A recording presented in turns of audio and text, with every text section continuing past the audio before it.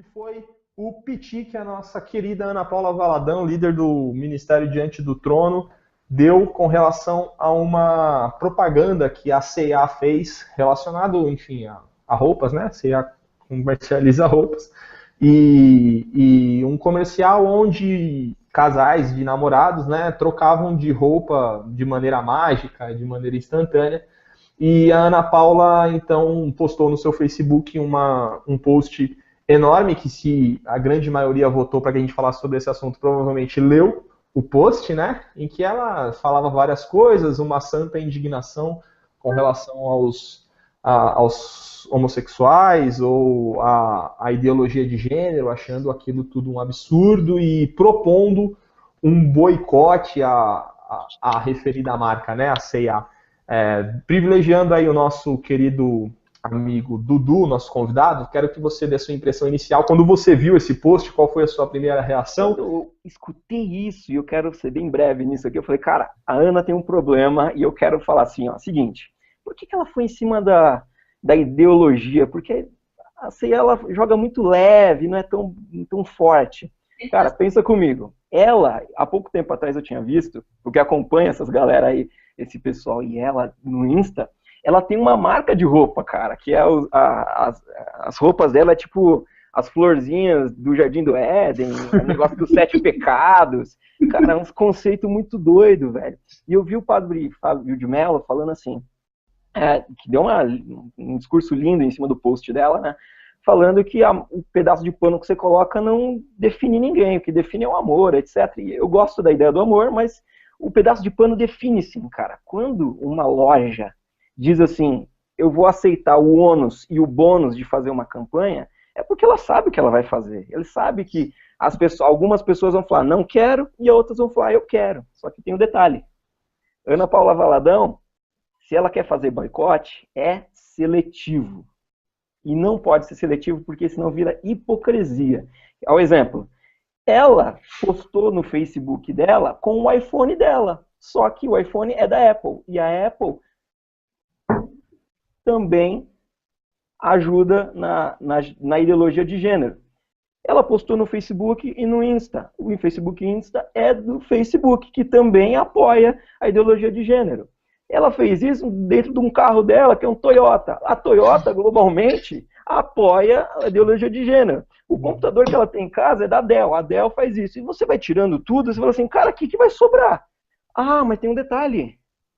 Ela é da Ação Livre. A Ação Livre é da Globo. E não existe uma emissora tão popular que apoia a ideologia de gênero como a Globo. Então, quer dizer, por que ela não boicota tudo? Por que ela não pega o iPhone dela, quebra? Porque não pode passar a maldição para outra pessoa, tá? Por que ela não quebra? Pega o computador, quebra. Por que ela não pega Botafogo no carro, quebra tudo? E fala assim, agora eu vou viver longe de tudo. Boicota tudo. Mas por que escolheu a C&A? Eu sou plenamente a favor, Ana Paula. Boicote tudo. Saia das redes, desligue o carro. Eu vou.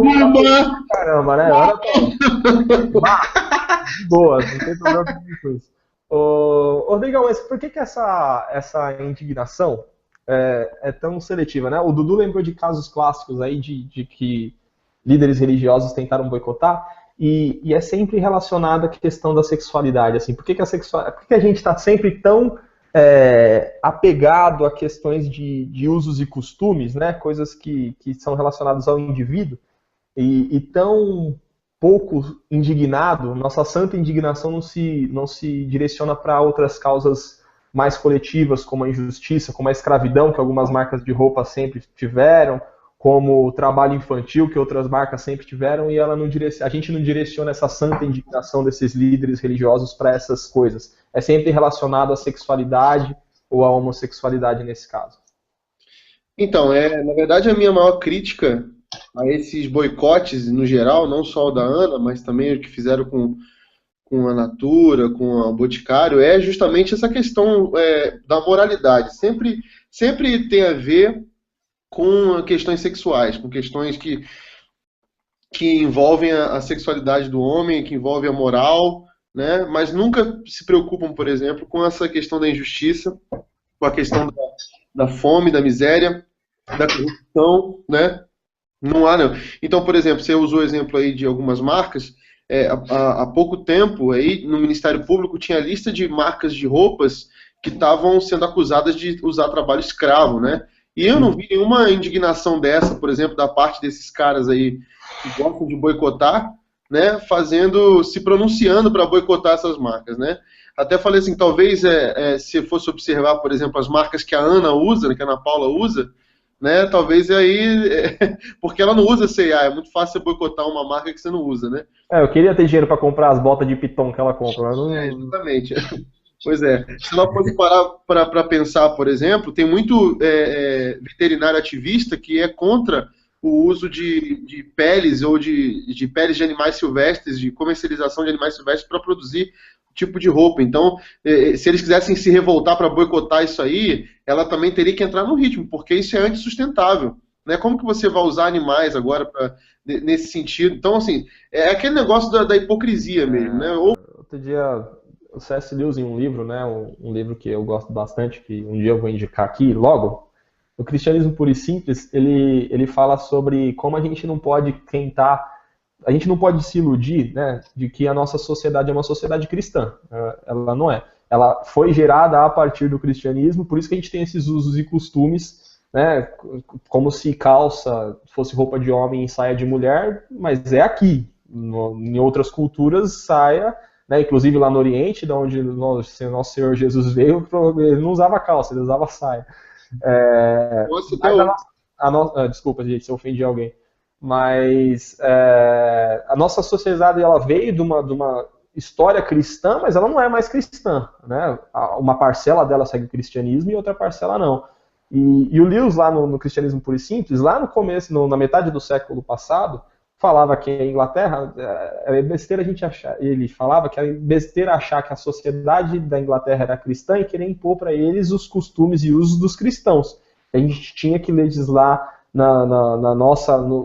regrar os nossos usos e costumes como cristãos, mas aceitar que a sociedade não é cristã. Né? E por que a gente pega nessa questão de impor um tipo de costume e santidade para as pessoas? A gente se ofende tanto quando elas não defendem a mesma fé que a gente acha que a gente tem que impor isso socialmente para pessoas. Eu acho que o primeiro ponto é que a gente não sabe viver aquilo que a gente chama de Estado laico. As pessoas têm religiões diversas, têm valores diversos, e cada um tá puxando pro seu lado. E é assim que tem que ser mesmo. Da mesma forma que a Ana Paula Valadão se escandalizou com a postura da C&A, talvez se algum gay se sentiu defendido pelo aquele comercial, que eu acho muito difícil, porque o comercial, do meu modo de ver, não tem nada de defesa de ideologia de gênero, nada disso, eu não vi nada disso no comercial, mas caso algum gay tenha se sentido defendido pela C&A por conta disso, ele vai defender que as pessoas têm mesmo que comprar a C&A. Por quê? Porque ela, a partir de agora, é uma voz ativa daquilo que ele defende. Uhum. E aí a gente vai procurar o tempo todo algo que defende os nossos valores, os nossos usos e os nossos costumes. Não importa quem seja, não importa a marca, não importa nada disso. Se defender aquilo que eu acredito, eu apoio. Não defender aquilo que vai contra o que eu acredito, eu rejeito. O que a gente esquece, que para mim é primordial? A gente esquece que o mercado, ele não tem papel algum de gerar valor. Muito menos cristão ou não cristão. Quem gera valor para uma determinada classe é a família. Quem gera valor para a religião são as instituições religiosas, independente da religião que seja. Quem tem que gerar educação é a escola. O que o mercado ele quer fazer? Ele quer vender. Ora ele vai defender lado A, ora ele vai defender lado B. Ah, mas com base em quê? Com base em que valor? O único valor que o mercado defende é o lucro. E ponto. Ele está importando se é gay, se não é, se é crente. Ele quer lucrar. Se gerar lucro, ele vai fazer. E ele não está lá para defender nada, então é um erro, é um equívoco. Eu tento muito analisar a situação sem falar da Ana Paula, mas ela está vindo assim, corriqueiramente, falando algumas coisas que, só por Deus, tem que... Ela parece... Tem um amigo meu que essa semana postou que ela estava fazendo boicote à leitura da Bíblia. E, só por Deus, às vezes parece que aparece, mesmo. Essa mulher só aparece em polêmica, velho. Eu nunca vejo ela aparecendo em coisa boa. É que o ministério dela tá meio caído, né, mano? Ela precisa dar uma. Assim, a C&A divulgou uma nota dizendo assim: obrigado, Ana Paula, porque nunca tivemos um vídeo com tantos views quanto esse. Quando ela propõe isso, não é também uma questão econômica, é lógico que é uma questão econômica, né? Quando ela propõe o boicote, ela tenta enfraquecer a marca para que ela não prolifere aquilo que ela acha que é errado. Mas a gente não acabou virando essa massa de manobra econômica também, assim, quando a gente se submete a esse tipo de orientação de líderes ligados tão fortemente à questão econômica, como o Malafaia, que você citou aí na sua primeira fala, ou como ela, que detém aí um Ministério de Louvor que movimenta tanto dinheiro, marcas de roupa, né, marcas de não sei o que lá, acho que a marca deles chama Fé, né? Até a Fé eles patentearam. Não dá um aspecto de que a gente é tipo, só um meio de manipulação econômica? Cara, com certeza. Nenhuma empresa aceita fazer uma propaganda dessa sem passar pela mesa da diretoria para eles avaliarem e falar assim, ó, isso aqui vai restringir o público, vai fazer com que eu ganhe mais pessoas para fazer com que o capital cresça, porque é uma empresa com fins lucrativos. Então, quer dizer, tem muita gente falando que empregos serão perdidos por causa de boicote de evangélicos. Isso é uma verdade quando o capital diminui, mas tem um detalhe bem importante. Qualquer erro de um diretor, de um gerente, uma estratégia errada, está tirando muito mais emprego do que um boicote como esse, tá? Porque isso aí, de repente, chega lá, pressiona a empresa no mercado capitalista, tá? Dentro desse mercado capitalista, isso é completamente comum. Eu acredito que a ideia de boicote ela é interessante. Eu participei aqui em Curitiba, logo que eu não cheguei, no boicote às propagandas de cigarro na televisão. Hoje nós não vemos mais isso, mas foi um movimento chamado Movimento Atos aqui de Curitiba que eu participei. Então, cara, foi feita uma pressão, arrecadação de assinaturas, levar no Congresso, fazer pressão e tirou, cara. Então, mas cara, isso vale a pena. Mas isso não é diferente. A gente não está falando de cultura do boicote. Isso não é diferente, não é uma causa diferente do que tentar fazer com que as pessoas... vocês tinham uma preocupação de saúde pública, vamos dizer assim, né? Não é uma preocupação diferente que a dela? Cara, é diferente. Colocar no mesmo balaio?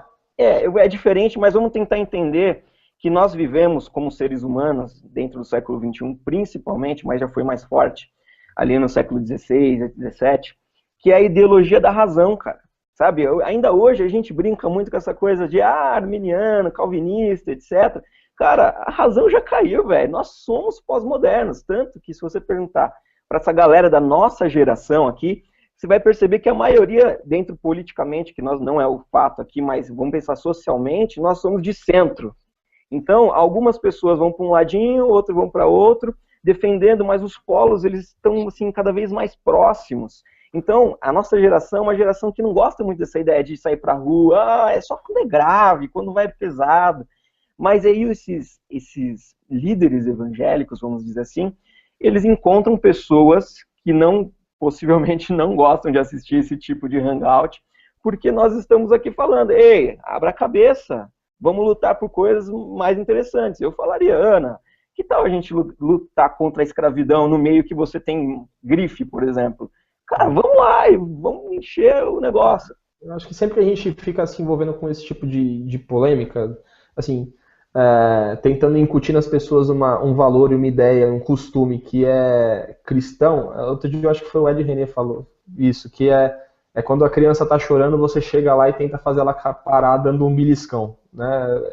Não é eficaz, não é eficiente. Só aumenta o abismo que a gente está criando com pessoas que precisam ser amadas por nós. E a gente tem que acreditar mais na ação do Espírito Santo, porque não é esse tipo de argumento e boicote que vai convencer ninguém de nada. Assim, só vai aumentar os muros e o abismo e a muralha que a gente está criando entre essas pessoas. O Silas colocou lá no Facebook, galera, quem for participar lá no Facebook, o Silas colocou uma montagem que a Ana Paula, né, postou lá com um versículo de 1 Timóteo 4, 3 a 5, citando que pois virá o tempo em que não suportarão a sã doutrina, pelo contrário, sentindo coceira nos ouvidos, seguindo seus próprios desejos, juntarão mestres para si mesmos, eles se recusarão a dar ouvidos à verdade, voltando-se para os mitos. Você, porém, seja sóbrio em tudo, suporte os sofrimentos, faça a obra de um evangelista, cumpra plenamente o seu ministério. Rodrigo Quintan, você que é teólogo, pós-teólogo, pós-doc, brincadeira. Você acha que esse texto de 1 Timóteo está relacionado de alguma forma ao argumento dela? Corrobora, avaliza o que ela falou? Não, corrobora, assim, ela está usando, na verdade, isso aí contra aqueles caras que meteram o pau nela nos comentários, né? Ela está dizendo que ela está passando por um sofrimento, por uma coisa assim, horrível, que ela tem que suportar isso. Só que, se ela quer encaixar isso bem na interpretação do que aconteceu, ela tinha que entender, então, que ela, você, porém, seja sóbria, né? Isso é uma coisa que ela precisa ser faz tempo, sóbria, e suportar tudo, já que ela está achando que esse sofrimento ela tem que suportar, ela tem que ficar quieta na dela, com a opinião dela, e parar de ficar arrumando problema para a cabeça dela, porque, na verdade, ela é que está buscando esse tipo de discussão, foi ela que incitou esse tipo de discussão. Vídeo também, foi ela que totalmente simulado, assim, a Bíblia manda eu orar pelos meus inimigos, então estou orando por você aí, meu inimigo, que Deus te abençoe, tipo, eu sou tão boa, eu sou tão, assim, de Jesus, e vocês são tão capetas, assim, contra mim, tão demoníacos, que eu vou orar por vocês, entendeu? Nossa, não existe, cara, não existe. O C.S. Lewis, que a gente já está citando aqui, eu vou citar. Ele diz uma coisa muito interessante: dos homens malvados, os religiosos são os piores. Entendeu? E eu acho que eles são piores, porque eles usam a seu favor a Bíblia, as Escrituras e o próprio Deus para tentar legitimar a atitude malvada dele, que torna pior e dissimulada. A Ana Paula Valadão e o Ministério Diante do Trono, ao longo da história que eles têm, eles abençoaram muita gente. Abençoaram muita gente, tem muitos frutos bons, fizeram muitas coisas boas, mas parece que estão num período aí que estão vivendo um lapso, algo que não condiz com tudo aquilo que a história deles formou e fez de bom. E até hoje o ministério deles tem muita coisa boa sendo feita, muita coisa boa sendo produzida. Mas, para mim, esse ato específico da Ana Paula, ela caiu no erro da maioria dos cristãos, que é tratar o evangelho como uma questão de moralismo. Ela pegou algum moralismo, uma ética cristã, e tentou enfiar a goela abaixo em uma marca de roupa, na sociedade como um todo, e colocando aquilo que ela crê como pessoa acima daquilo que o Estado laico, a sociedade, uma comunidade, uma série de pessoas que vivem junto crê. No meu modo de ver, o grande erro dela foi não seguir a agenda de Jesus Cristo e seguir só a agenda moralista, a agenda da moral. Na agenda de Jesus Cristo, quando os discípulos de Paulo vêm perguntar, vai lá e pergunta para ele se ele é mesmo aquele que a gente esperava. Ele disse: as boas notícias estão sendo pregadas aos pobres, os cegos estão vendo, os aleijados estão andando. Lá em Mateus, no capítulo 25, que ele fala do julgamento das nações, ele fala: quando eu estive nu, vocês me vestiram, quando eu tive sede, vocês me deram de beber, fome, me deram de comer. Eu acredito que, na verdade, a agenda de Jesus Cristo é sempre o apoio a quem é fragilizado, a quem é necessitado, e não uma afronta à moral ou qualquer coisa do tipo. É isso. Sim.